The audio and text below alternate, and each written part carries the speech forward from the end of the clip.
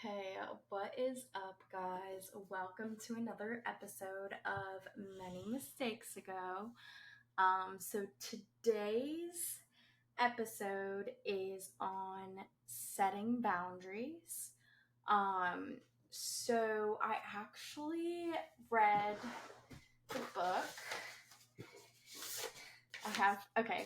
I know this is weird, but I have it separated because I hate the inserts. I think they're stupid. When I'm reading a book, I don't want the insert on it. So it's called Set Boundaries and Find Peace, a guide to reclaiming yourself.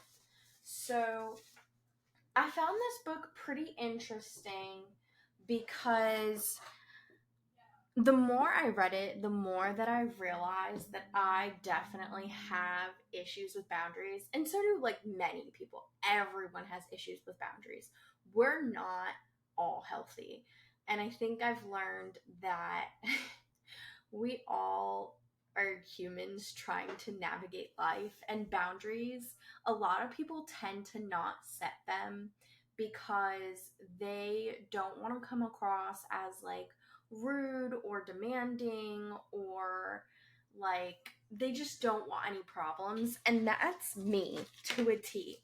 If I'm not setting boundaries, it's because I don't want to cause problems or because I just don't know how. So this was a really good book for me to delve into and really figure out the root problems.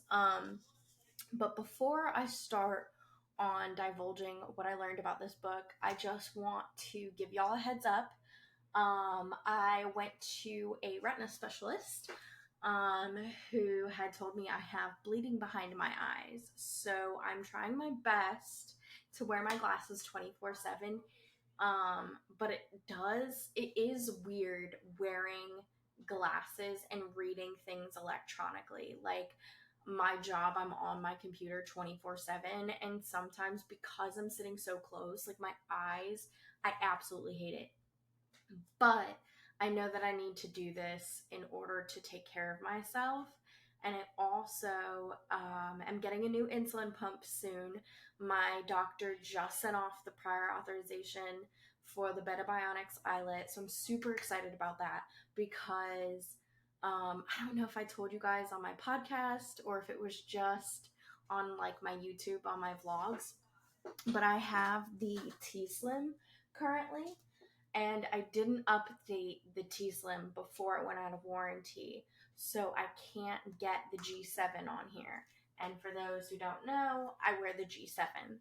So this and this do not communicate. It has been hell for the past 2 months because they don't work. I have to literally go on the G7 app and exit out and reopen it about 4 or 5 times before I can get a number.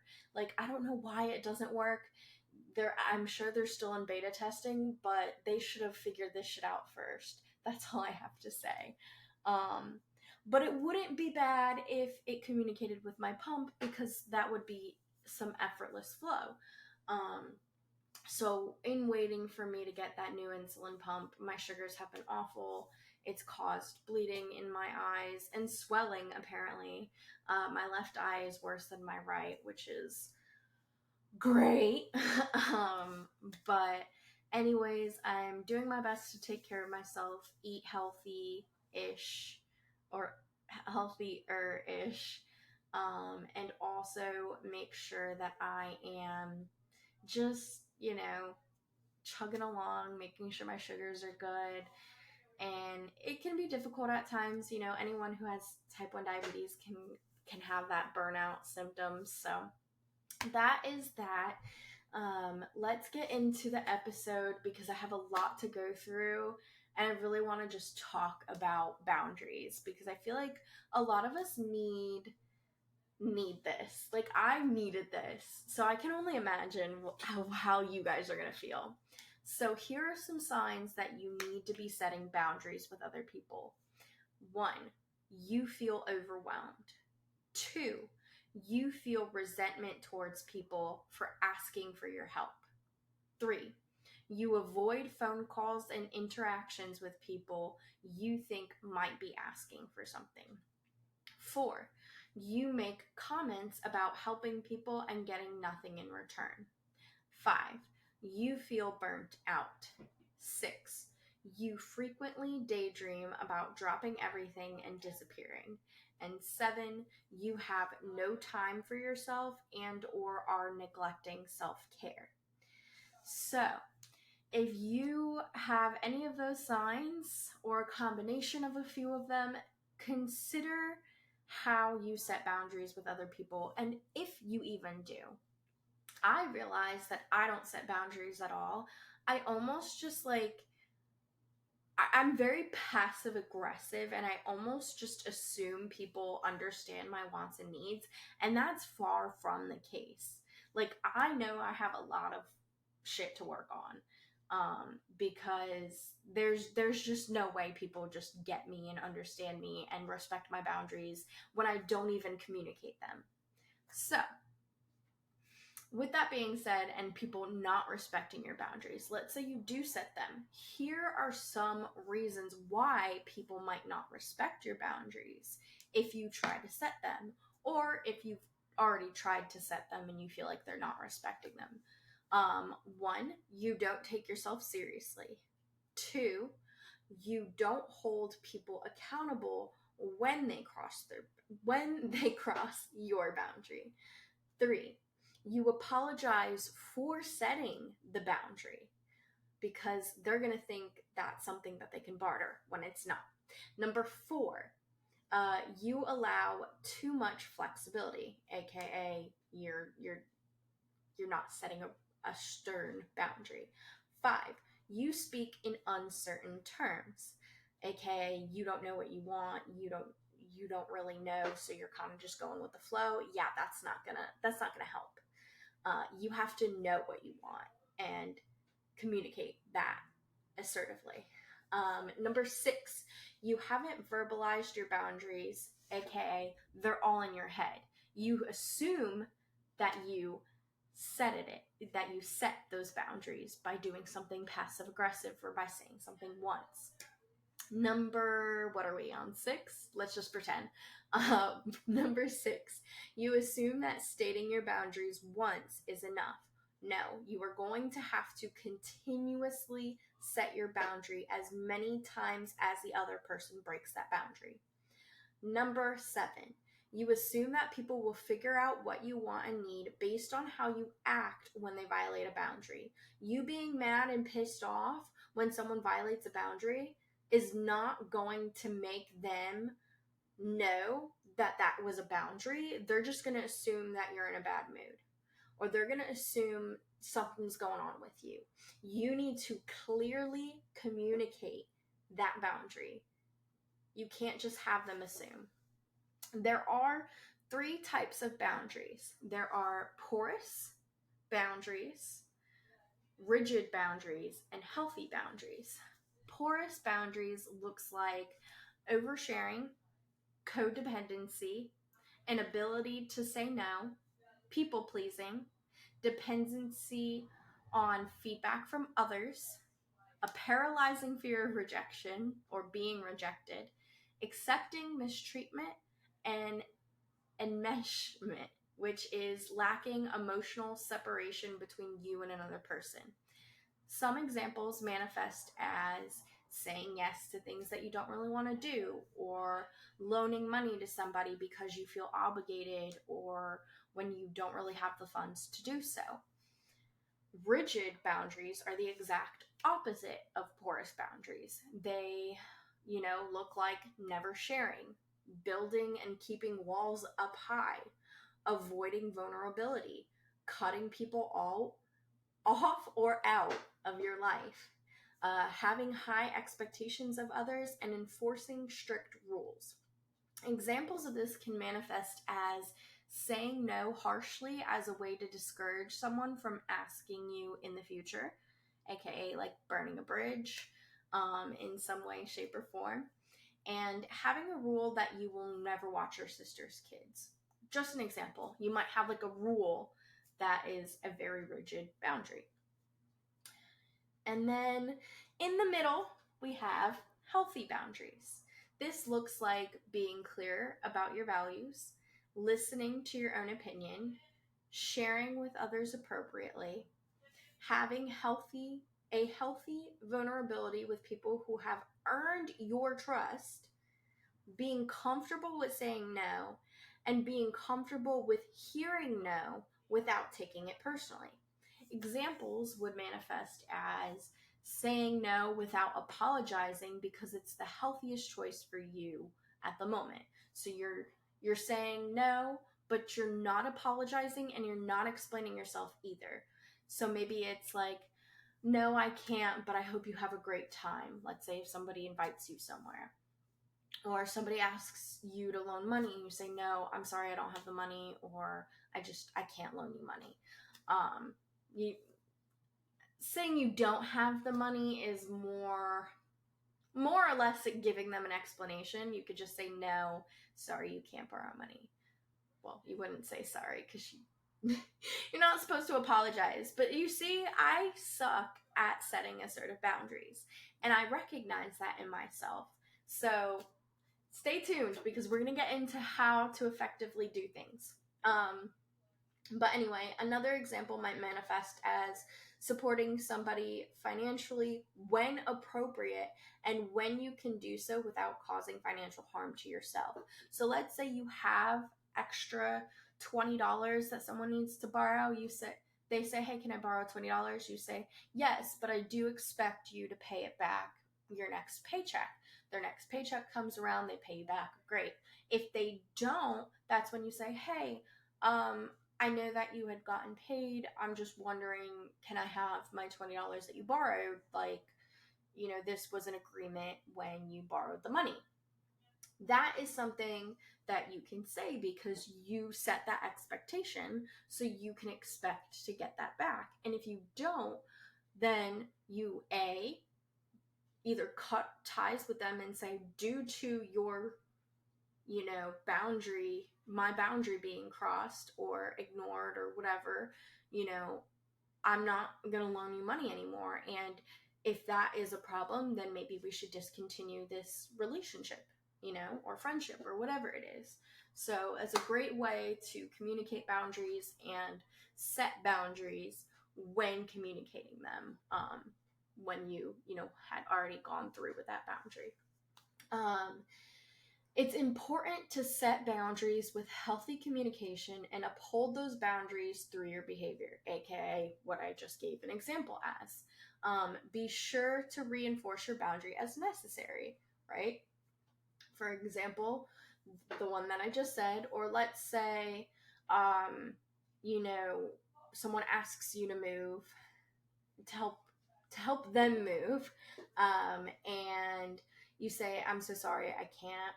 And they say, well, how about this day? And you say, I'm so sorry, I can't. You have to reinforce it. Or let's say, hey, I just want to follow up on our plans. Let's say you set plans with someone and you just follow up with them the next day and you're like, I know this person always cancels, so let me set a boundary. And you say, if you need to cancel, can you please let me know at least 24 hours in advance so I can plan accordingly, right? And so they text you that same day, like 2 hours before, and they didn't give you enough notice. Well, now they're trying to change the plans and say, hey, can we do another day? Or can we do this instead, or whatever?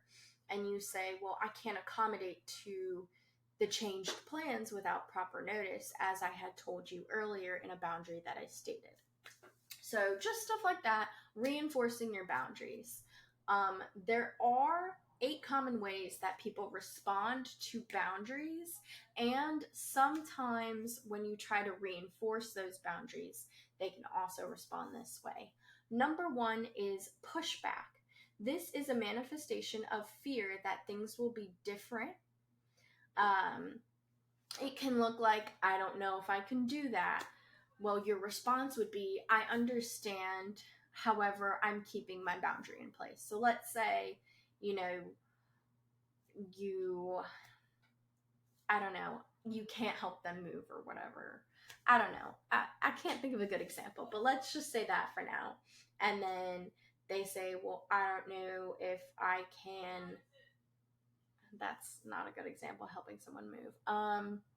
Let's say I don't like when you tell your friend, your best friend, things that I communicate to you in private. That's a great one, okay? And they say, I don't know if I can do that. I tell my best friend everything. You say, I understand. However, I'm keeping my boundary in place. So if you can't, have that boundary with your best friend, then I won't be having that boundary with you. I won't be telling you certain things in confidence anymore. Not the best example, but an example of pushback.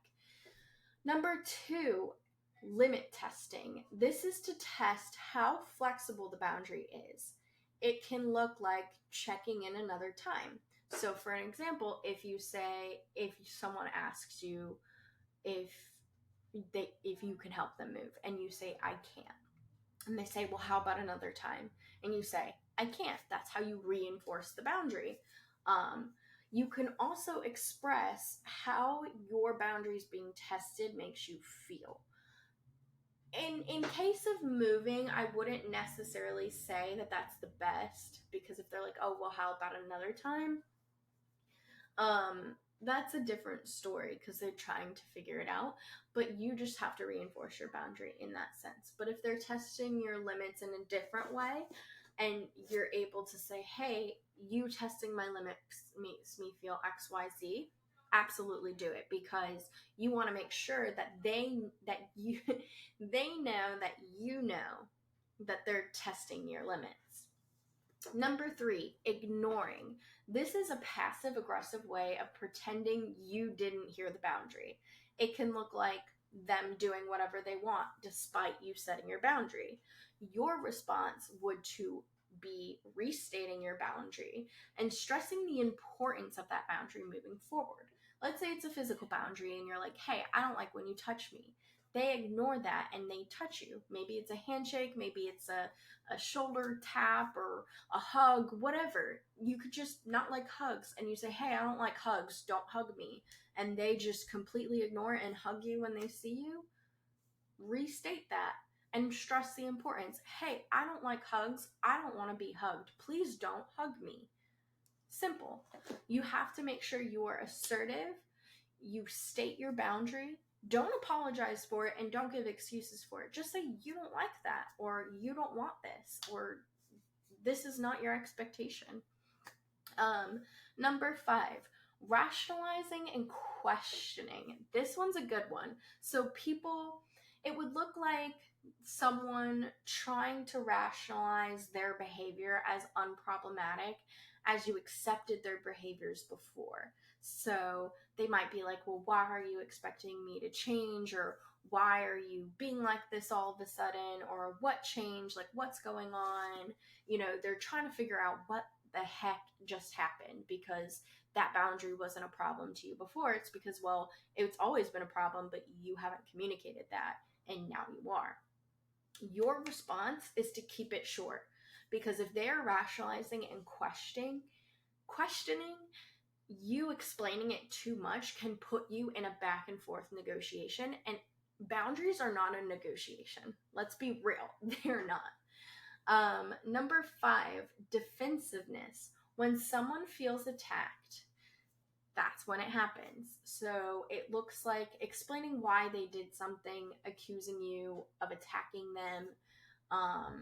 Maybe they're like, well, I did this because like of this, or no, you're attacking me, like that didn't happen, or it's not like that, whatever.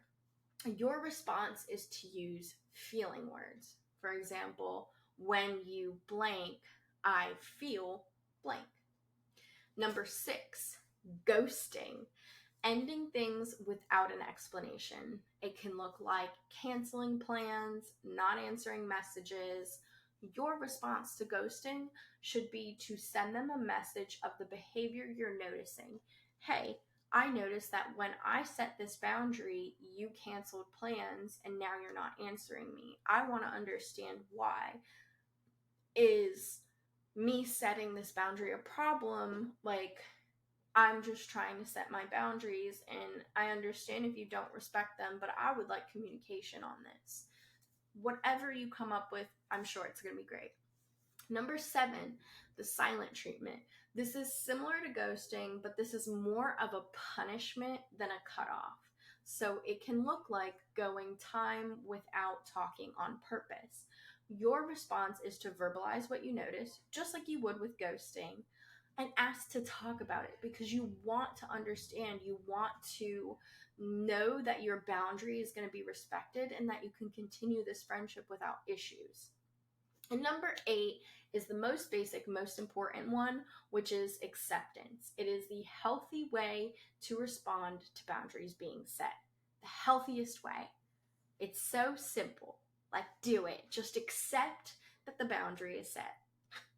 This is where we should establish boundaries, or where we commonly need boundaries: family, work, romantic relationships, friendships, and technology. A lot of people don't think about that one, but it does exist. It should exist. Now, in these different boundaries, they're pretty simple. Technology, I think, is the one that might not be self-explanatory, but it can look like the amount of time you spend on social media.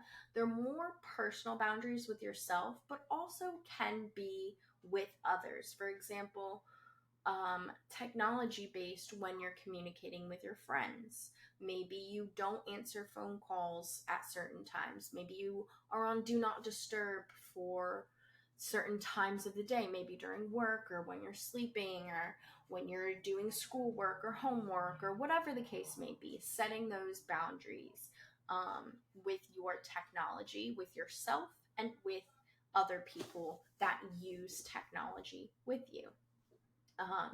Now, mental health can affect you setting boundaries, which is something I do want to talk a little bit about. Some mental health issues that can impact how boundaries are and the inability to set them. So,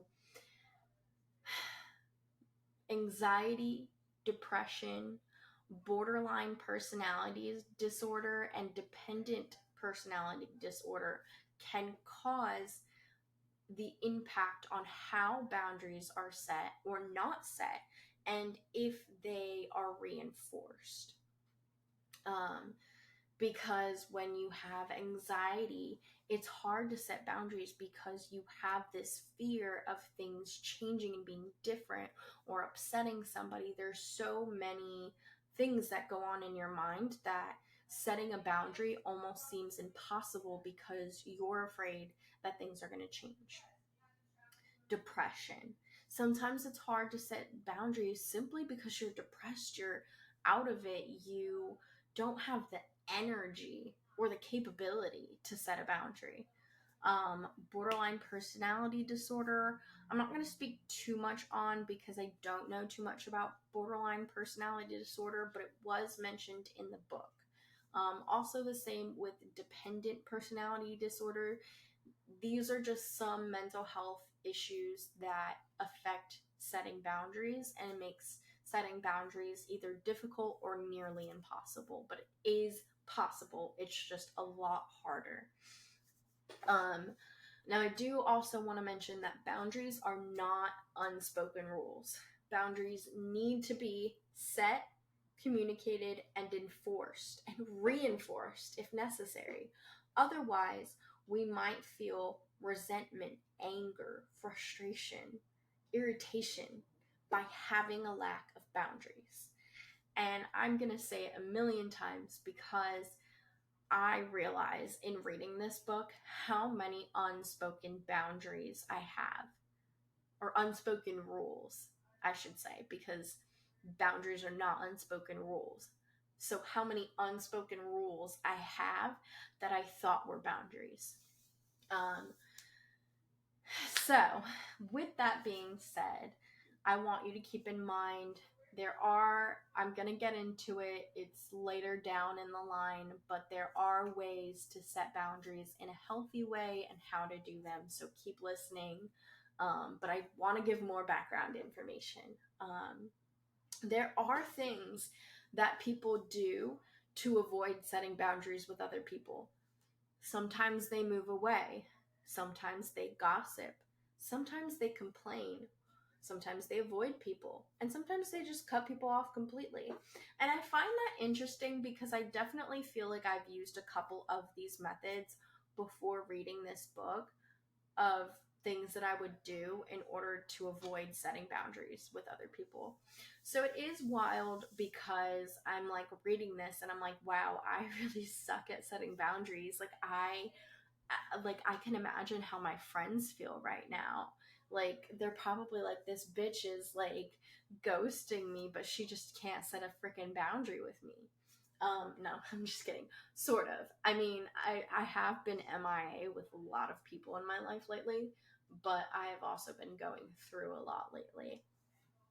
That doesn't excuse the lack of communication, but it is an issue all in of itself. I mean, we all have lives, so I feel like as adults, a lot of us understand like we can't talk and text every day or every week or whatever, as long as we're checking in, like I've got you, you've got me, like we're always there for each other when we need it. That's the type of friendships I have right now. But in the future, when I'm not going through so many things and I feel like I can have a life again, I would absolutely love to have friends that I could talk to on a more consistent basis. But right now, my life just is not prepared for that. I feel like I'm going through way too much that I'm just like, I want my own little bubble. But anyway, moving on. Let's get back to boundaries. Childhood trauma and childhood issues can also impact boundaries, such as experiencing trauma, abuse, and or neglect.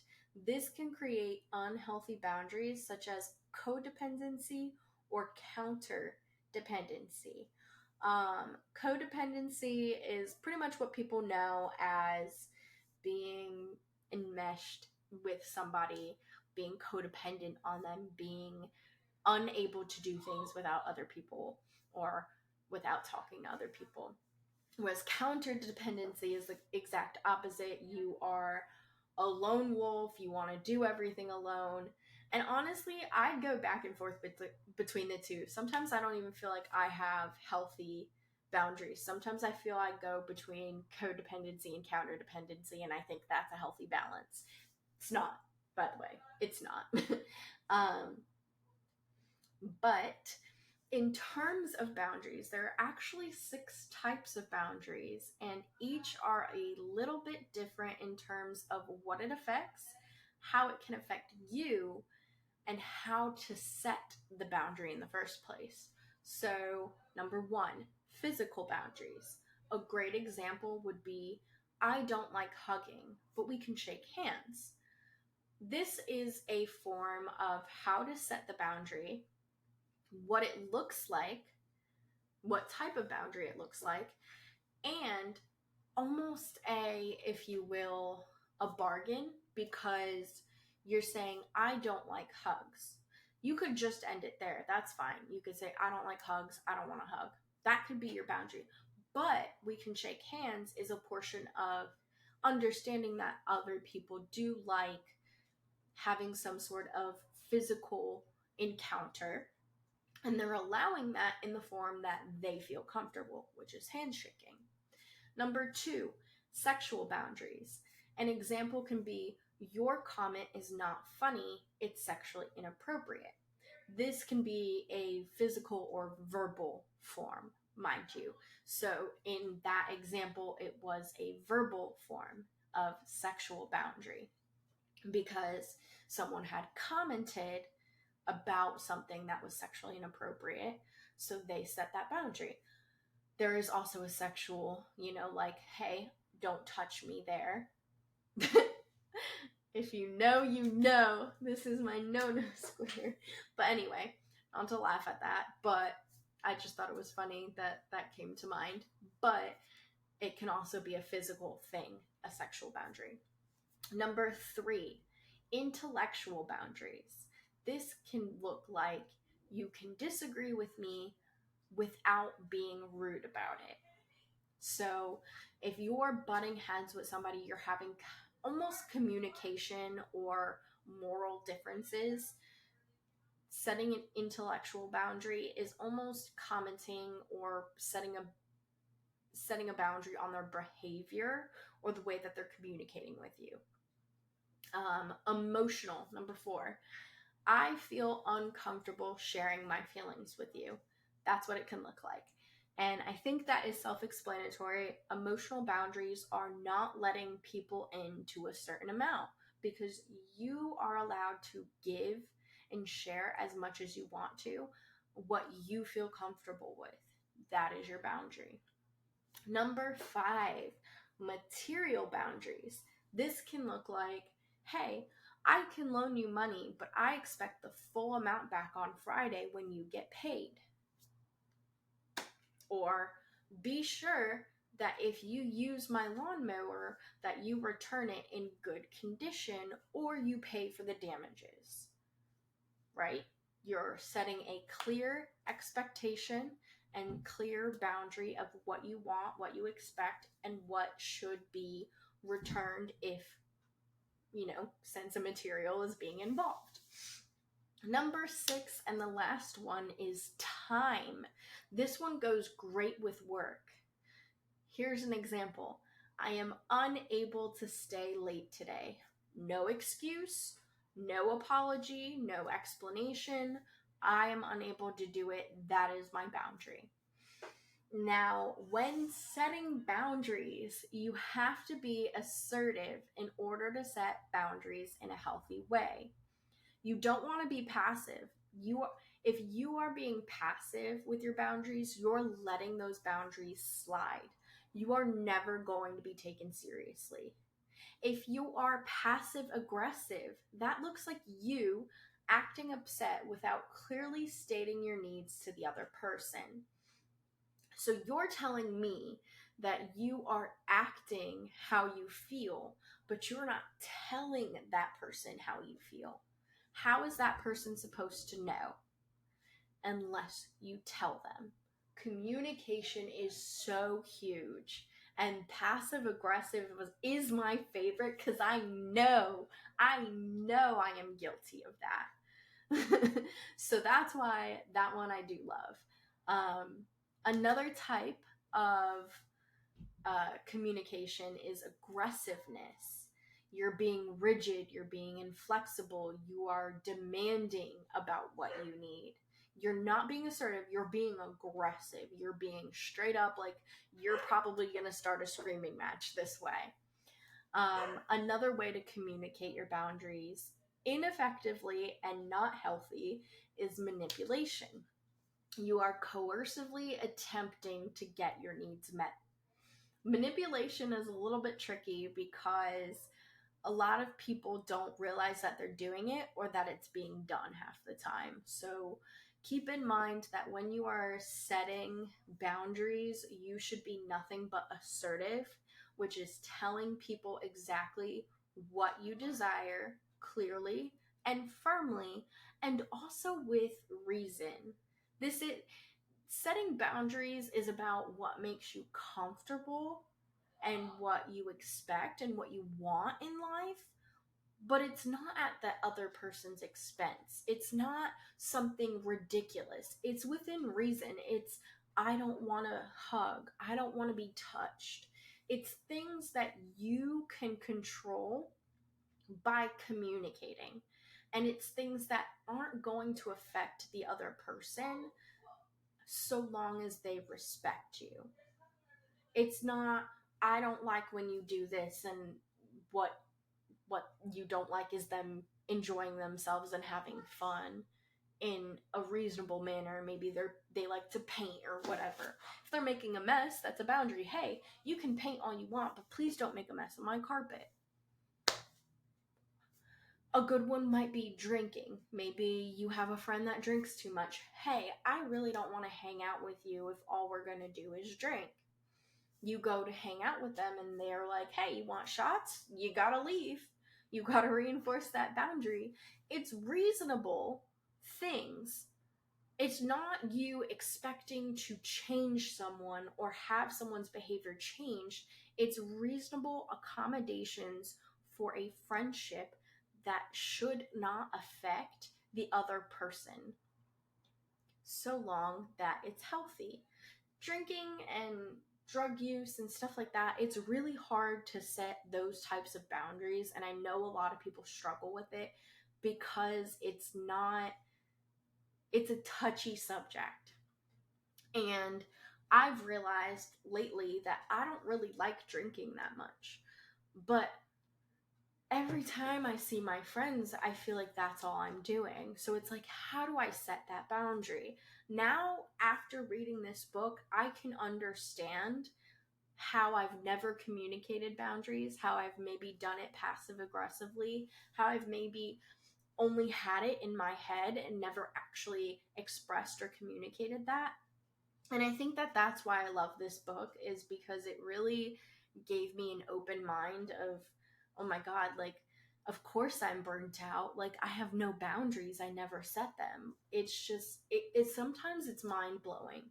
And then sometimes it's, oh my God, like I did set that boundary, but I set it so aggressively and rigidly that I didn't even realize like that it could have been communicated a completely different way. So I must say, it was definitely a good book. Again, in case you don't remember, it's called Set Boundaries, Find Peace. And that is all I have for you guys today. I'm going to go ahead and finish up this episode, edit, upload, all that jazz. I will see you guys next week on Many Mistakes Ago when we talk about something a little bit more fun. Concerts I've been to since my last breakup. So all of the concerts when I was single, and also the concert that I will be going to, which is Luke Combs. I'm super excited for that one. It'll be my first time seeing him live. So this is just like all my concert experiences, who I loved, why music is important to me, what types of artists I like. It's like a huge music episode, but it's mostly based on concerts. And this is going to be like an encouragement of like doing what you love when you're single, because it feels so great. And also continuing what you love to do when you're in a relationship, because you should not stop being who you are within reason when you get into a relationship. So that is all I have for you guys. I cannot wait to see you guys next week. I love you so, so, so, so, so, so, so much.